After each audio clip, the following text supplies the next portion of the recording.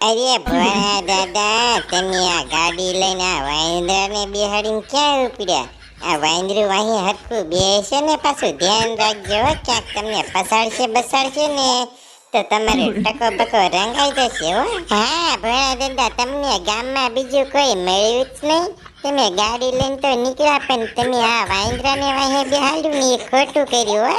તમને પસાડશે મને કીધું હોત તો હું અહીં બેહી જાત. ના હો મમરાભાઈ, તમને શું ગાડી પર બેહાડીને મારી ગાડી ભાંગી નાખવાની છે મારી? આ વાંદરામાં વજાય નહીં ને કાંઈ નહીં, એને મજાનું પાછળ બેસું રે. અને બકુડા, તું આ જેવો તેવો વાંદરો ન માની શું આને તું?